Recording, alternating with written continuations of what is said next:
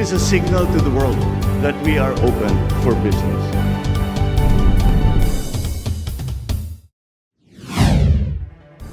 We are now open for business. This is Cesar Vallejos bringing you yet another episode to guide you in discovering your passion and growing your business as we learn from experts in the field. Sama-sama tayong matuto sa isa na namang makabuluhang usapan tungo sa pagpapaunlad ng inyong negosyo. Ang Open for Business ay mapapanood nyo rin sa Facebook at sa YouTube. Siguraduhin mag-like at mag-subscribe sa aming social media page at Net25TV. Alamin natin, suriin mula sa mga negosyante, thought leaders at mga personalidad sa iba't ibang larangan ang kanilang mga strategies, trends at mahalagang karanasan sa pagninegosyo dahil tayo ay open for business. From franchising success to saving lives, discover how one entrepreneur's decision to open an animal bite center is helping in the fight against rabies. Don't miss this inspiring story of impact-driven entrepreneurship with Dr. Mark B. Mendoza, CEO of Dr. Care Pharmacy Franchise, Dr. Care Pharmacy Philippines, and Dr. Care Animal Bite Center.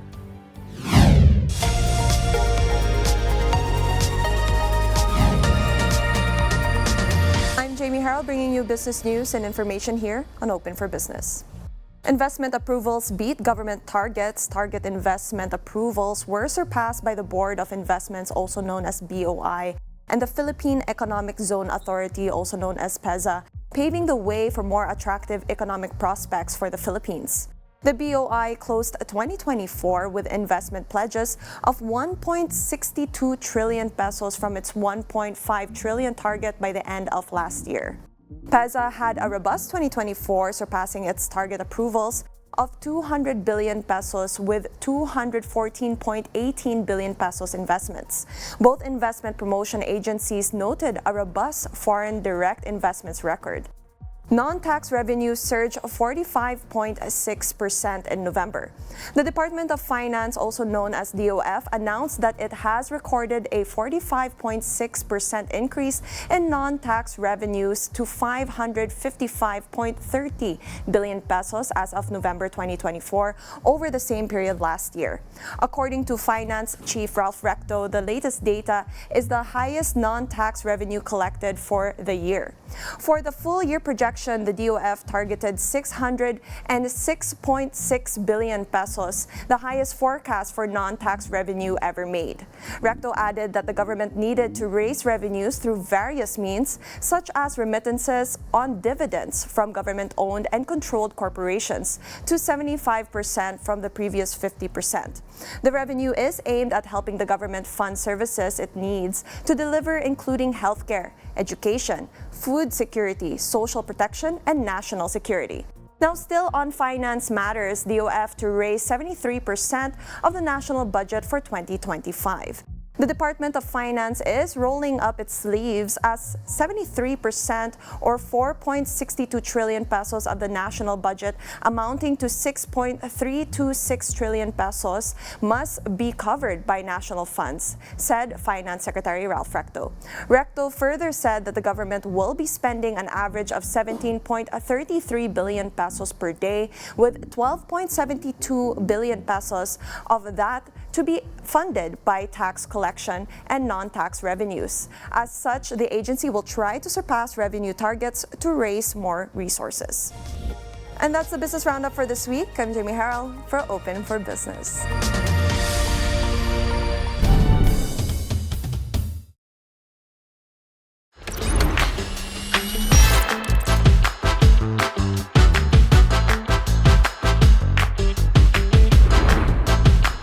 In today's segment on online business, we're diving deep into how TikTok is revolutionizing the e-commerce landscape in the Philippines. This short-form video platform has captured the hearts of millions of Filipinos, transforming the way they consume content and shop online. TikTok has played a vital role in shifting consumer behavior, especially among Gen Zs and Millennials. Kasama tayo doon, Yusek. Numerous businesses, both large and small, have harnessed the power of TikTok to thrive. Micro, small, and medium enterprises have found a cost-effective way to market their products and gain visibility through trending challenges and localized campaigns. And here with us is DTI Undersecretary for E-Commerce Group, Mary Jean Pacheco, to help us stop our friends from TikTok Philippines.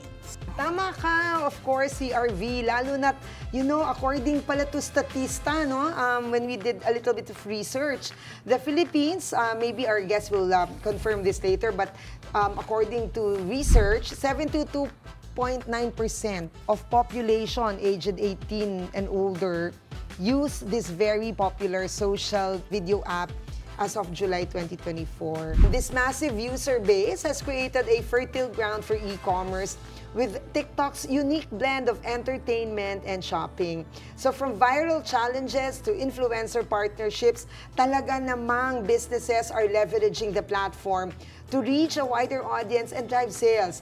With features like TikTok Shop, brands and online merchants can directly sell their products to consumers. So as we explore the impact of this platform on the e-commerce sector, we'll delve into its benefits, challenges, and the future of digital commerce in the Philippines. Kaya, CRV, wag na natin itong patagalin, and we have to welcome our guest, no? Yes, at syempre, alam na alam ito ng mga taga Net25 Star Center, ng mga taga Starkada namin, at mukhang Starkada din ang guest natin. Ayan naman to help us understand the dynamics of TikTok and share insights how business can harness the platform's potential. We have here today Mr. Franco Aligayan, the marketing lead of TikTok Philippines. How are you, Franco? I'm good. Thank you for having me. So what do you do as a marketing, maybe that's the first question, so maybe introduce us what you do as marketing lead. Sige nga po. So, marketing lead ng TikTok Shop. So, tinutulungan ko yung mga small to medium-sized businesses to promote their businesses on the platform, their new products, helping them join yung mga campaigns namin para mas makilala yung mga business nila sa TikTok Shop. Initially, when it was introduced to me, I thought it was a fad, diba? And then eventually, I realized everybody's on it. Up to now, I feel that it's really phenomenal. Everyone's talking about TikTok. What happened? How did it start? Where did it come from? Yeah. So from TikTok, maybe you can make that distinction because people normally know about TikTok. Yes. But, and then how did it become TikTok Shop, TikTok Marketplace? So yun, siguro we'd like to hear that. Sige, so TikTok Shop muna tayo, no? So we started in 2021, tapos nakapag-expand na tayo sa Asia, sa UK, at sa US. And to go back then, no, we really started out as an entertainment platform. So we drive content to users, to specifically the younger user segments here. Tapos, I think kung bakit naging, or sumabog at least, in TikTok Shop, no? Because we were able to introduce something called shoppertainment. So dito na namin napagsama yung concept ng pag-entertain ng mga tao at saka pag-shop online as well. So, hindi karaniwan kasi na pwede kang mag-shop habang natutuwa ka sa nakikita mo sa phone screen mo, whether short-form video yan o kaya live stream in real time, nakausap mo din yung mga sellers. And I think coming out of the pandemic then, parang people were really looking for some authenticity, parang connecting with whoever they're buying from, really like connecting with brands as well that align with their values as well. And I think that's the reason why like so many people have hopped on the platform to start shopping there. So many businesses as well have popped up to, either expand their operations or for a lot of the businesses as well, start even. Can you give us like unique stories to say? Kasi alam mo, this can be replicated, Yes, no? yes. Marami kaming success stories. Actually, if you go to our website and even sa mga accounts namin, you'll find so many success stories all the way from food items, mga fashion items. One such story is Josefina's food products. And yung nagawa nila is they were able to introduce yung parang crab paste na na product, and it was such a hit in the local market that from like a backyard kind of like operation that they initially had, where they had maybe like 1, 2, 3 people, right? And then they hopped on TikTok Shop, and they started posting videos about what their product is all about, how they make it, and most especially, like what is the story behind that product, no? So it's a product that's yung recipe where it's been handed down like generation after generation. And I think a mix of that and using TikTok and TikTok Shop to kind of like amplify that message to reach segments, audiences from Luzon, Visayas, Mindanao, has expanded their operations to like from a backyard operation to now like a full, they have a full production line already. So they've expanded, they've been able to hire more people, they've been able to empower members of their local community as well and offer more jobs as well. I want to build on that, CRV, kasi kaya tayo may special TikTok episode because what we want to people, especially those who are selling, no, to learn from this experiences. So let's a little bit dwell on that. Na you in TikTok, naaral nyo yan. Kung ano yung mga secrets ng mga TikTok merchants natin dyan.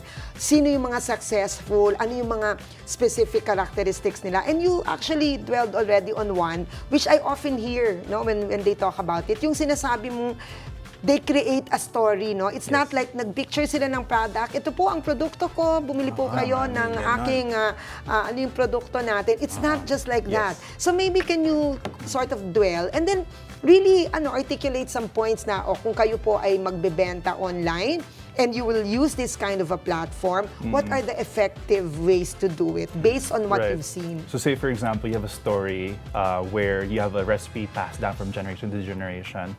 We have something called the ACE indicator system. So it means assortment. So anong klaseng products meron kayo? Anong bundles yung pinupush nyo online? And then yung C is content. Anong klaseng content yung pinapalabas nyo? Para kanino? Anong klaseng mensahe yung kailangan nilang makuha? Tapos empowerment, kunwari kapag si TikTok Shop pumasok, okay, saan ako pwedeng sumali sa mga campaigns nyo? Meron din kami tinatawag na Buy Local, Shop Local campaign where we promote all of the local parang brands that are present in TikTok Shop. Meron din kami mga double-digit sales, yung mga 12-12, mga 11-11. Yun yung empowerment, di ba? For brands that have amazing stories like these, no, gagamitin na itong parang ACE indicator system para ma-scale nila yung business nila, para malaman nila, nagkukulang pala ako sa assortment, baka mag-offer ako ng buy one, take one. O kaya limited time offers, o kaya kapag content. I think yung content ko, parang yung messaging ko parang pambata now. Pero kung gusto mong mag-expand, baka yung talk points mo, gawin mo mas appropriate for an older segment, di ba? Tapos empowerment naman, baka gusto mo rin sumali sa mga payday campaigns, mid-month payday, end-of-month payday. Tapos you take all of that in consideration, tapos isa-score ka. We have our own system where we're able to score them and we're able to kind of like guide them as well. Okay, dun sa assortment mo, baka ito yung pwede mong i-adjust, sa content pwede mong i-adjust. Yusek, ang lagi ko napapansin sa TikTok, maiikli nga. Parang, yun ba, is that really, effective? Effective. That's the reason why in TV and media and film, diba, there's short films na. So parang malaking factor ba yun na kumbaga, halimbawa, yung 1 hour na programa, pag iti-TikTok lang nila, parang kami pagod na pagod sa pagpuproduce ng 30 minutes na show. Itong mga taga-TikTok, itong TikTokers na to, parang they produce how many seconds? 10! And it goes viral. What's the key in terms of the length? Is it, how many, meron bang ganun, how many seconds? Yung best practice. Wala namang best practice kasi in TikTok Shop, parang we also preach testing and learning. Kasi yung product nyo, yung brand nyo, and yung audience na gusto nyo kausapin, minsan gusto nila 6 seconds, minsan 10, minsan 30, minsan 1 minute. Depende din kung ano yung gusto mong i-share sa kanila na message. If the content of your video really resonates with your parang target audience, I think it doesn't matter if 5 seconds man yan, 10, 15, 20, 30. But if the message is clear, tapos maintindihan ka agad ng tina-target mong customer, magbo-blow up talaga yan. May engage yung community na hinahanap nyo sa TikTok Shop. Parang gusto ko mag-fast talk. Yung, long or short, di ba? Parang depende. Who's better, men or women? Well, we don't differentiate on who's better now. I think who's more effective? also depends as well on what you're selling, no? So we have, kunwari on TikTok shop, like feminine products, right? So most likely you would want to like elect like a female like influencer to talk about your products para yung target audience, pag nakita nila na babae, like alam kong may real experience siya sa paggamit ng mga produkto na to. And sometimes gender might not matter in the equation, but sometimes it can, especially when it's a very gender specific product na. Bakit ko unahin ng TikTok, Franco? What's different? What's so unique about TikTok that I should use it as a platform in selling? Una muna, I think TikTok provides such a great avenue for discovery, no? May kita mo talaga kung ano yung nararapat para sa'yo. So depending sa interests mo, madaling mahanap yun based on like the algorithm suggestions. And beyond that, yung pag-discover, na it will normally lead you to certain communities. So certain products, certain brands have certain communities. And I think within TikTok, especially with what we're preaching when it comes to authenticity, diba? These communities are so well in touch with each other. They really share tips and tricks among each other. What products work, what products don't work, what works well for them.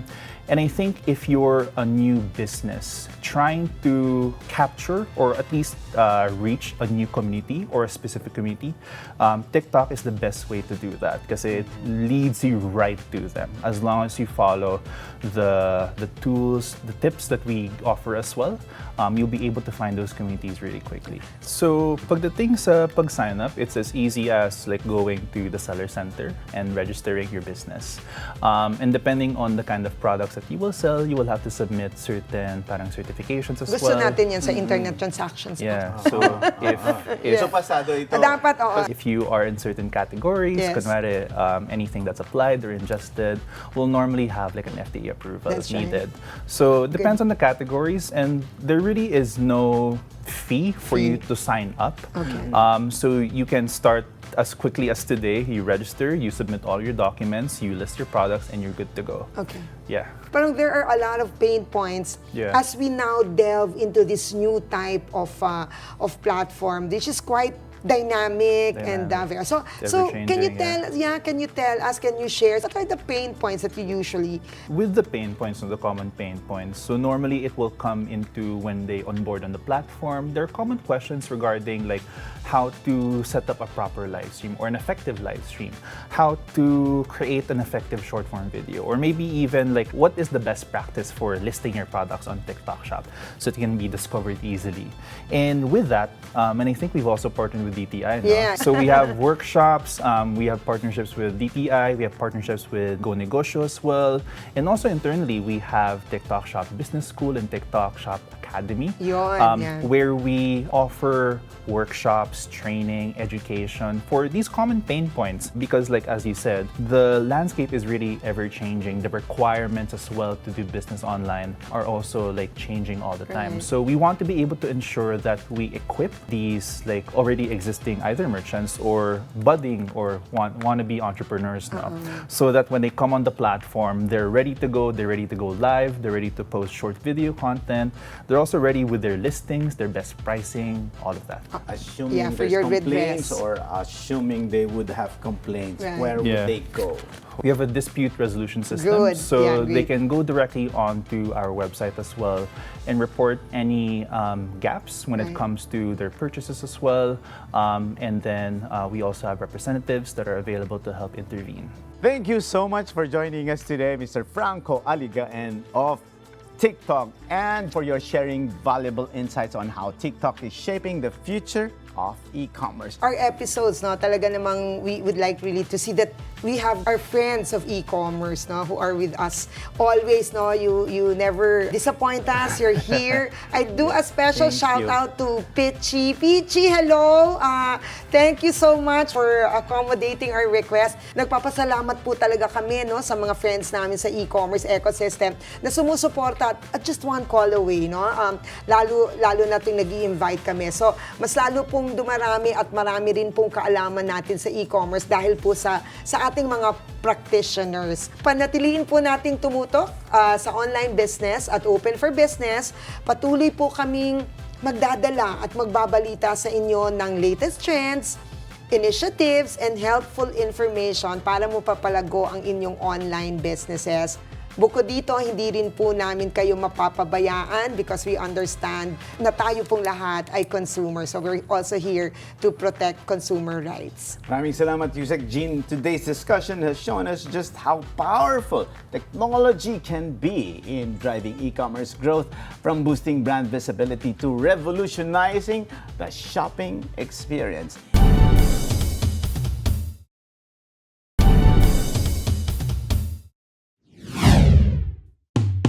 In 2023, we sat down with a visionary entrepreneur behind the thriving pharmacy, retail, medical consultation franchise business, and we were inspired by his incredible journey of growth and success. Since then, he's expanded to over 120 franchised branches and has taken a bold step into public health by establishing an animal bite center addressing a critical need in our communities. Today, we'll dive into this inspiring venture, exploring how he turned a public health challenge into a life-saving business opportunity.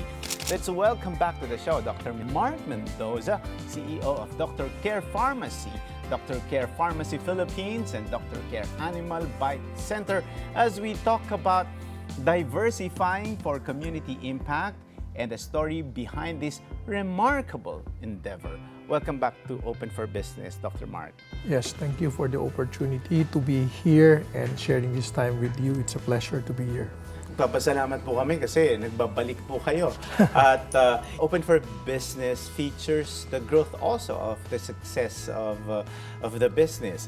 There are entrepreneurs who started with just a few branches and then came back because they are willing to share their good experience also to aspiring, thriving entrepreneurs.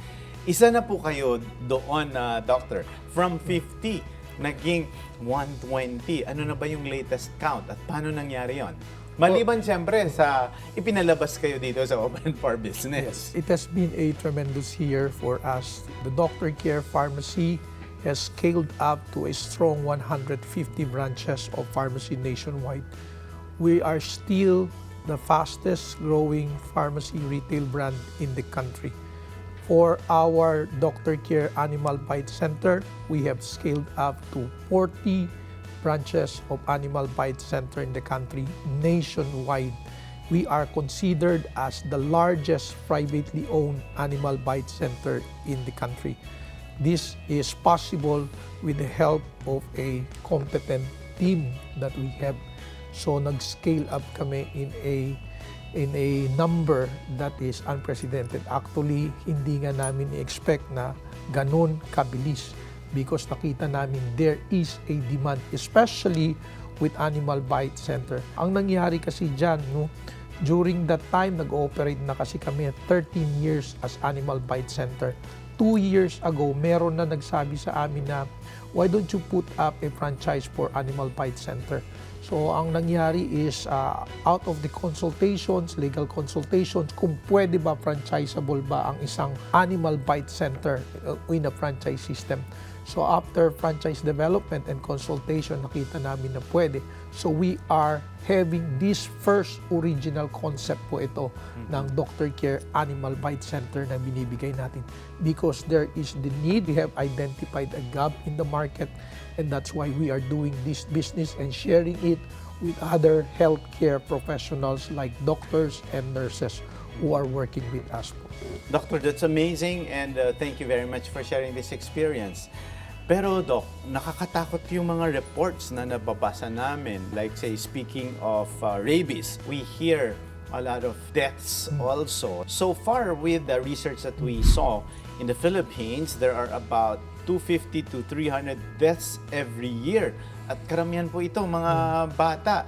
So even though such deaths are preventable, there's no treatment or cure for rabies once the clinical manifestations of rabies set in. So, ano po yung sanhi din po nito? Bakit marami po tayong nababalitaan pa rin na namamatay dahil sa mga pangyayaring ito? Yeah, first of all, let's deal into the fatality of the illness, no? Ang rabies is nakamamatay. It's very dangerous, no? Ang nangyayari dyan is wala pa talagang treatment unless nasa preventive level yung binibigay natin na mga anti-rabies, no? Despite it is deadly and it's an endemic disease, meron tayong pwedeng magawa. It's 100% preventable.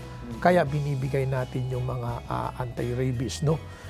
Tumaas yung kaso niyan, okay, ng post-exposure prophylaxis, tumaas ang kaso. I think one of the factor na bakit tumaas ang kaso recently ng mga rabies, it has been attributed also to the change in weather. Yung sobrang init ng panahon, nakita natin yan, nagtaas ng mga kaso ng mga rabies. Kasi, yung sobrang init, pati yung mga pet natin, nagiging irritable sila, no? So, during summer din, it's a pattern na nakikita natin na mataas ng kaso ng mga rabies or mga rabies victim. You mentioned about the heat.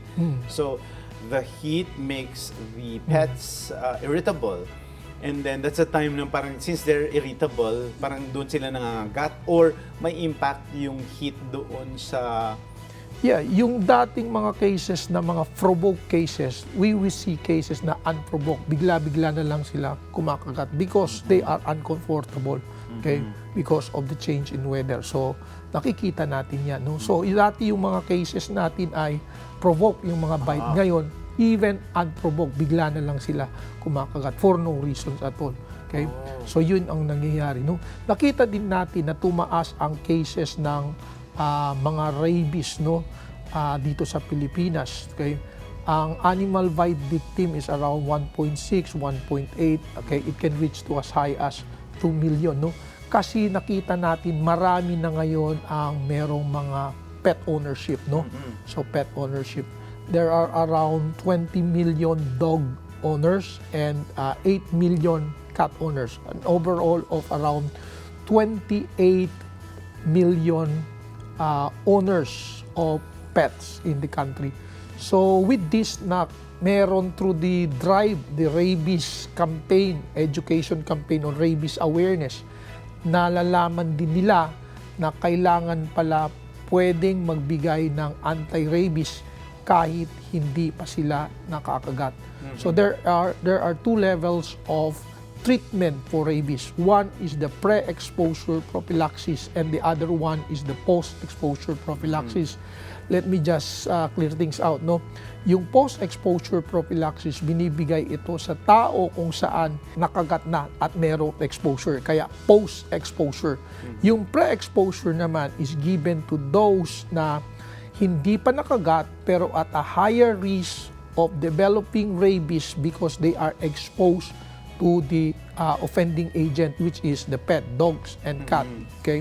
So, binibigyan sila. Sino-sino ito? Yung mga pet handlers, pet owners, nagtatrabaho sa veterinary services, a kid who is less than 15 years old, binibigay din ito because they are higher risk. Nakikita natin maraming cases ng rabies within this age group. And certain areas that are endemic of the rabies, no?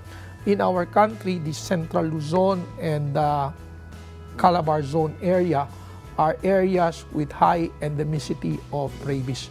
So, pwede din ibigay yung pre-exposure prophylaxis sa mga area nito. This is amazing. I just learned of this data now that you have 20 million dogs. In the Philippines lang po ito, no? Yes, And Philippine 8 million cats. Bakit dumadami din po yung pet owners or pet ownership? There are many reasons to that. No, number one is urbanization, no? And number two is lifestyle. Nangyari din yung pandemic, no?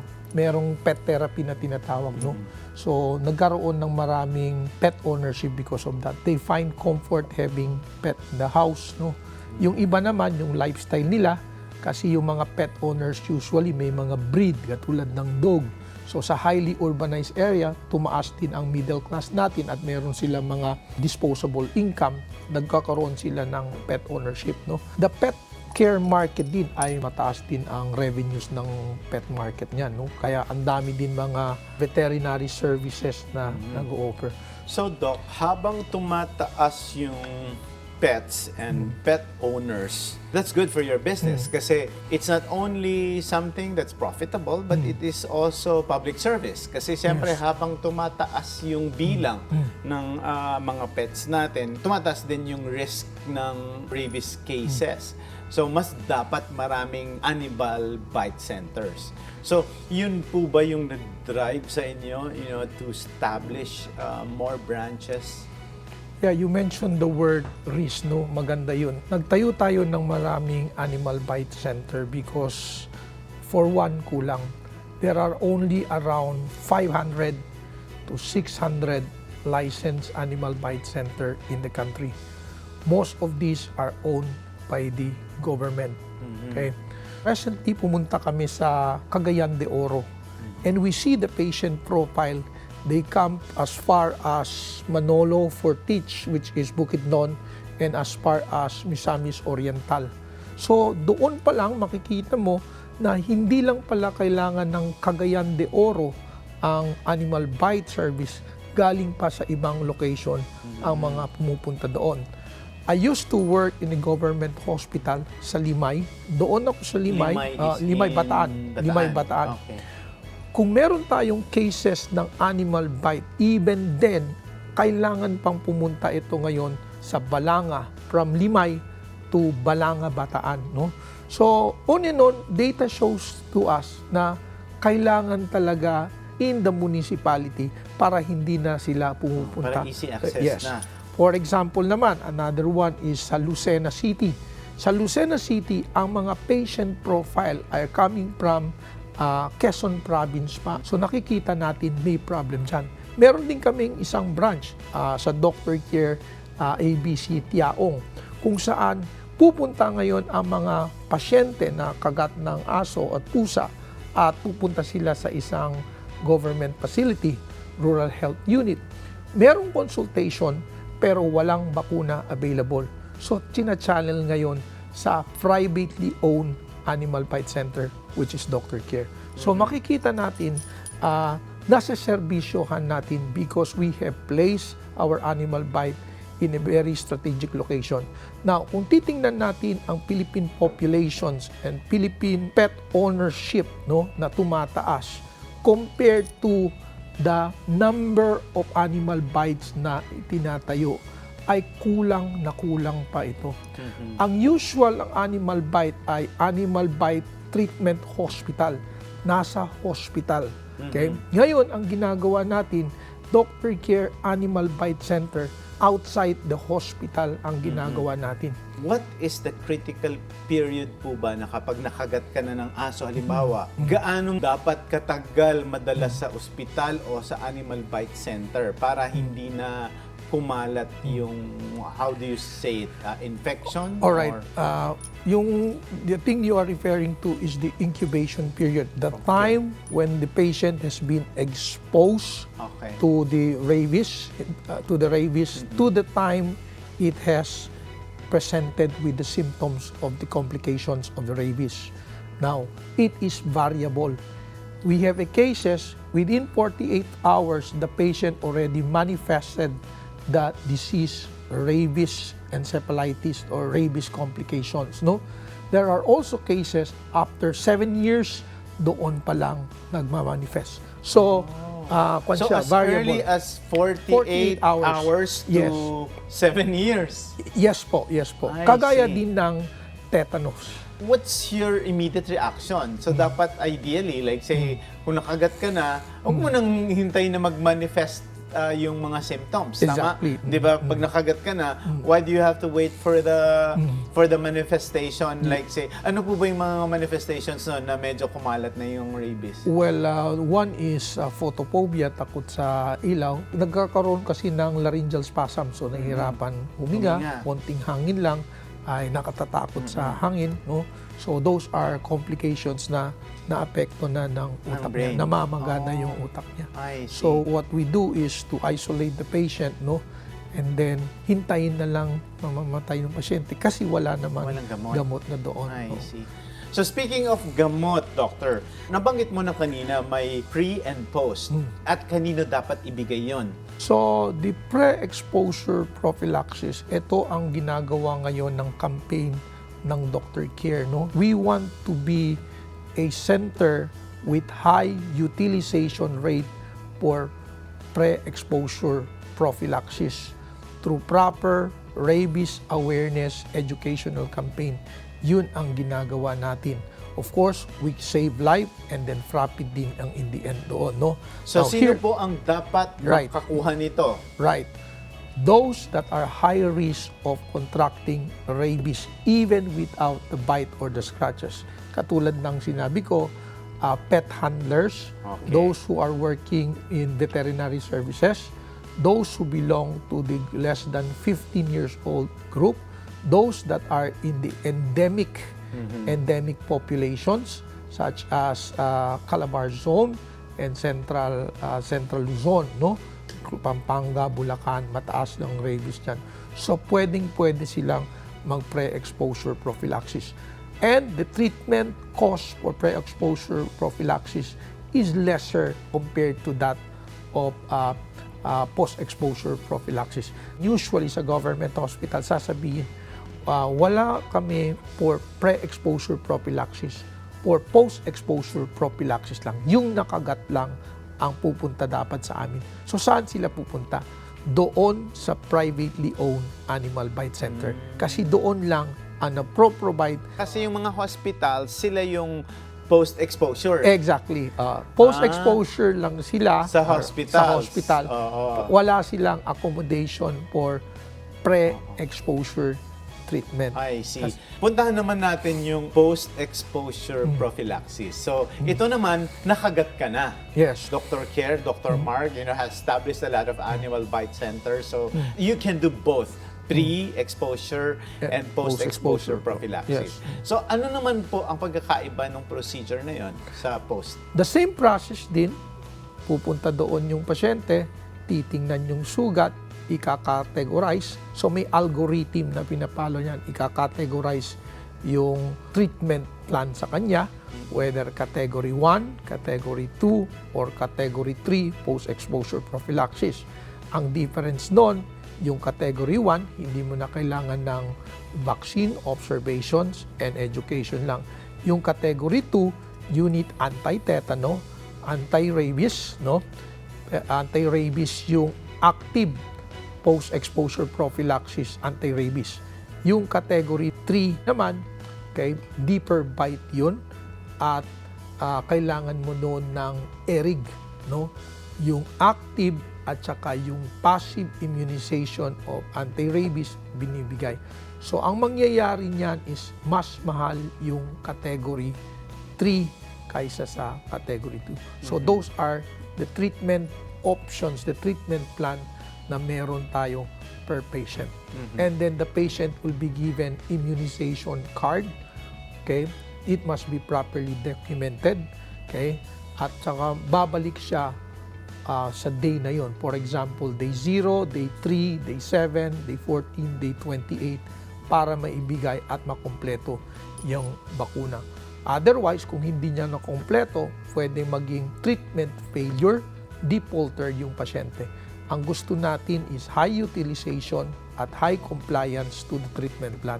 Okay? Kasi meron namamatay at nasaksakan daw ng bakuna pero namatay pa rin kasi defaulter. May treatment failure sa kanila. Hindi nila kinumpleto. But there's also the problem of counterfeit. Okay? Anti-rabies na naging common din during the time nung So, summer ang na yun. counterfeit, para sa kaalaman nating lahat, parang sa madaling salita, peking gamot. Exactly. Meron din kumakalat dyan. There is one anti-rabies vaccine has 5 variants of counterfeit. Kaya natanggal yun sa market na yun. Etong nangyari during the time of shortage of vaccines. That's why ang Dr. Care, sinisiguro namin na 1, wala kaming counterfeit. 2, accredited kami sa FDA ang mga gamot namin. At 3, meron kaming sapat supplies para hindi mawawala ang aming bakuna at ibinibigay sa mga patient.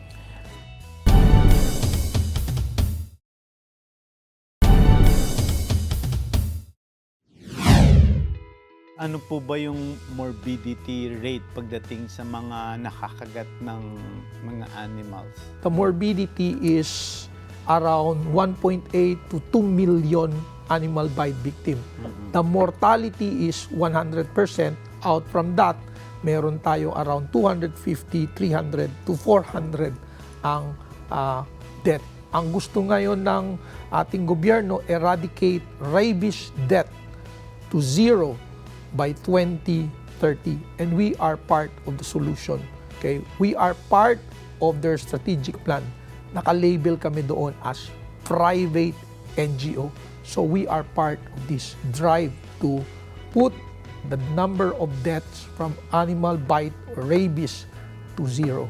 Ngayon, maraming nagtatanong din, ano ba ang pagkakaiba ng rabies at tetano na nabanggit nyo kanina? Ano bang, kasi minsan may confusion doon. So parang ano ba yung pagkakaiba nito? Let's start with the offending microorganism that is involved. No, the rabies is caused by a virus. The attack will be in the brain eventually. All right. So the manifestations of rabies is the same as that of tetano. For tetano, the offending agent is not a virus. It's the Clostridium tetani bacteria. Oh, all right. Bacteria So yung yes, all right. So it goes up to the brain also, cause a meningitis, encephalitis-like symptoms, almost similar to that of rabies. Ang mangyayari is different organisms that are involved, almost the same side effect. Yes, the brain ang eventually aatakin yan, no? Ang the brain ang aatakin yan. Of the menu of your offerings, which do you think has high demand and high profitability? The one that gives us the biggest revenues at in demand for the franchisee is the doctor care pharmacy. That's why it has scaled up fast and it has scaled up strong to 150 branches. And catching up din ang Doctor Care Animal Bite Center. No? Of course, aesthetics nandyan, pero we see less of a demand kasi hindi talaga siya lead ng mga community, no? Ng mga community. Hindi no? siya lead, pero parang yun ang kailangan talagang, yung awareness eh. Parang yung sinasabi nyo nga, parang now I learned of the figures of the pet owners or the pets here in the Philippines. So talagang, at sabi nyo nga, walang gamot. So kumbaga, maiiwasan mo lang kapag talagang vaccinated ka. Di ba po? Which leads me also to this question. What challenges did you face in setting up a service-focused facility in a heavily regulated public health space? This is our advantage, no? Marami tayong challenges dyan. Yung mga doktor na gusto magtayo ng Animal Bite Center, lumalapit sila sa amin. Kasi we have already refined our operations at ready to go na lang ang ibibigay namin sa kanila. Kumbaga, yung mga challenges na yan ay pagdaanan namin. Okay, let's talk about these challenges. Number one is the compliance, regulatory compliance challenges. Mahirap, bureaucratic process, and there are a lot of things that you have to do. No? Unang-una ay kailangan mo ng business permit and licensing. Kami na ang gumagawa niyan para sa kanila. Doctors might not have the time to go and process this. Kami Because na that's not their core competence. Ganyan. Yes, yes. Aside from that, kailangan mo ng facility permit, all right, na DOH approved, no? Certificate of Quality Service, okay? Na i-approve at i-accredit yan ng DOH. Kami na rin ang gumagawa, advisory as well as implement kung ano man ang nandoon standards for the DOH. Number 3, kailangan din ng license na dapat ang healthcare provider ay may permits at may training. Alright? Hindi madali i-schedule sila yan sa mga accredited animal bite center, training centers. Kami na rin ang gumagawa niyan sa kanila. So all of these challenges, okay, we have to pay for people so that we can hurdle these challenges. So may mga tao kami na gumagawa na dyan. Okay, another challenge is yung manpower requirements, no? To be able to put up the right people in the right center na hindi sila aalis at magiging kompetensya. May mga instances kasi kami na nilagay na namin yung business, pinatrain na namin yung nurse, lalabas siya sa sistema at tatayo ng sarili niyang animal bite kasi nakita niya profitable. So that's also our challenges. How to maintain the people that we have trained to stay under our So, network. parang tumataas yung attrition rate nyo. Yes, yes. No. Another challenge na nakikita natin, yung public perception. No? Nagkakamali sila. Ano ba ito, Doctor Care Animal Bite Center? Veterinary service ba ito? So wala pa talaga sa consciousness ng mga tao, especially sa rural area, na ang Animal Bite Center is for the management of a specialized medical clinic for humans for the management of animal bite. So with this challenge, siguro more on public health education, awareness about rabies prevention. So yun po ang gagawin namin. But how do you address that when you, in terms of branding? You know, have you thought of that na, can we put a tagline, or although you're doing a lot of public awareness campaigns and like this, but how do you manage that a little bit of a confusion in the market? So a simple explanation of what we do will suffice this challenge actually, no? So straightforward, sinasabi namin, binibigyan po namin dito bakuna, medical clinic po ito, para sa tao po ito, hindi po ito veterinary clinic para sa mga pet ninyo. Halimbawa, may nanonood ngayon na investor. Wala siyang doktor. Halimbawa, parang meron lang ako. Mag-invest lang ako dyan. Parang can you also provide, manpower? Can you have your own doctors be in a certain animal bite center? Investor lang ako. Kayo na bahala magpatakbo. Is that possible, Doc? Yes, our franchisee ay hindi lang doctors and nurses. There are also engineers na investors lang at magpatatayo lang ng clinic. For example, si Dr. Care Animal Bite Center Molino 3 Cavite. Engineer siya. Okay? Nagustuhan niya, nakita niya yung profitability ng business. Lumapit sa amin. Wala akong doktor, hindi ako doktor, wala akong kamag-anak. We have a pool of doctors and nurses na pwede namin i-refer sa inyo sa area na yan. So, ayun, nag-interview siya ng mga doctors doon sa kanya. Meron na siyang doctor and ready and operational na ang branch niya. Kasi part of the challenge, we take it as an opportunity, is to provide them with the right people. Kaya yun ang ginawa namin. Parte yun sa pagbayad niya ng franchise fee sa amin na i-provide yung tamang tao at iti-train yung tamang tao. So wala na siyang problema. Hassle-free, stress-free. Kunin na lang niya, i-interviewin na lang niya, at kung okay sa kanya, bibigyan namin yung tao na yun para sa kanya. Wow, great to hear, Doctor. Itong ginagawa ninyong ventures ay very socially responsible. But I think when people hear it, it's also an advocacy. It's very responsible in the sense that it provides a lot of care for the communities. It addresses a specific concern of the society. Lalo na gusto ng gobyerno maging zero ang case ng rabies dito sa Pilipinas.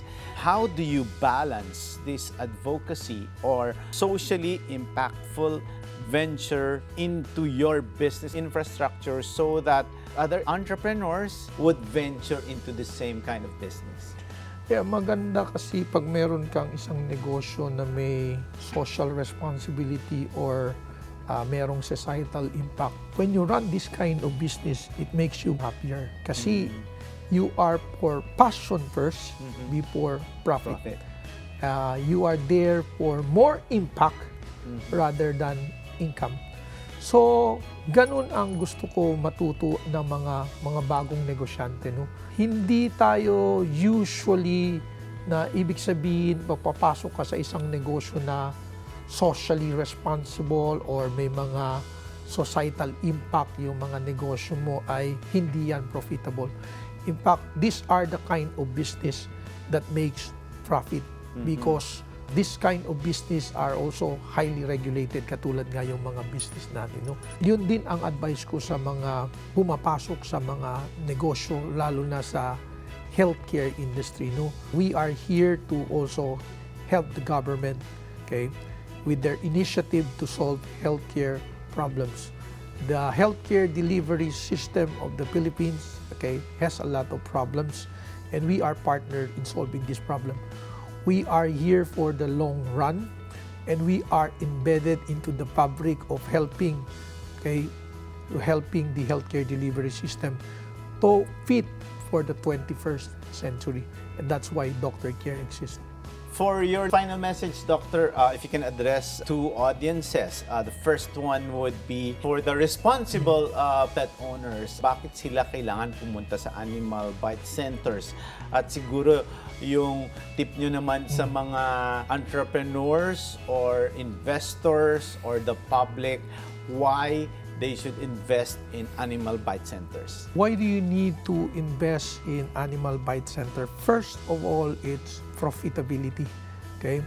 Maganda po ang projected income sa isang operations of animal bite center.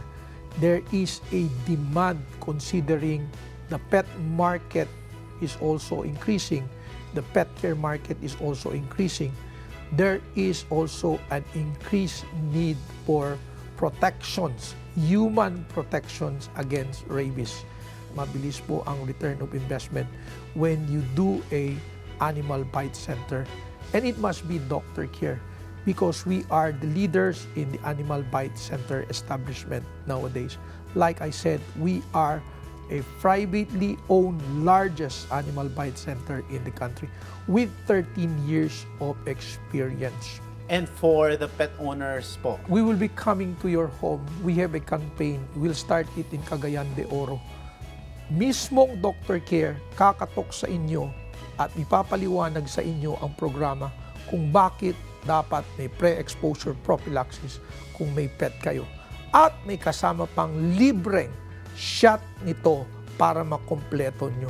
We will start the campaign ng pre-exposure prophylaxis para maintindihan. We are running a program.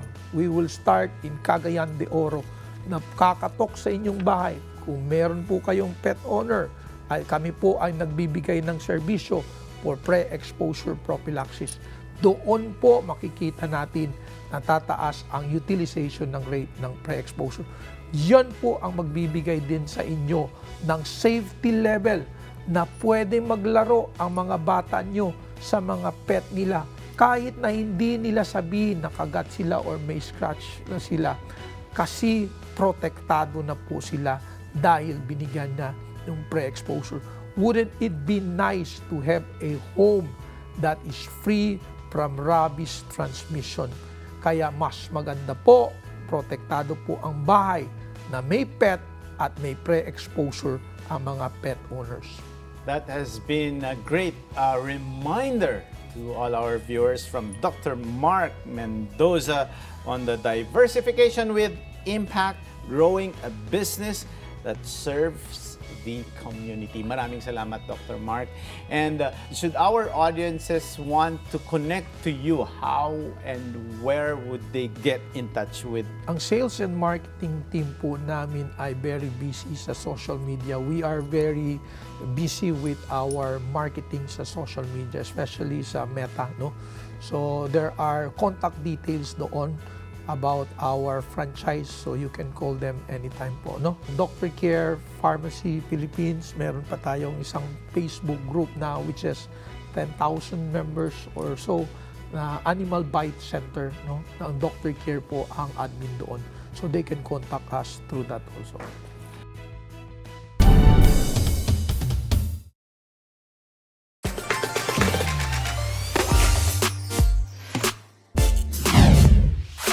And our biz word of the week is turnkey solution. A turnkey solution is a type of system built end-to-end for a customer that can be easily implemented into a current business process.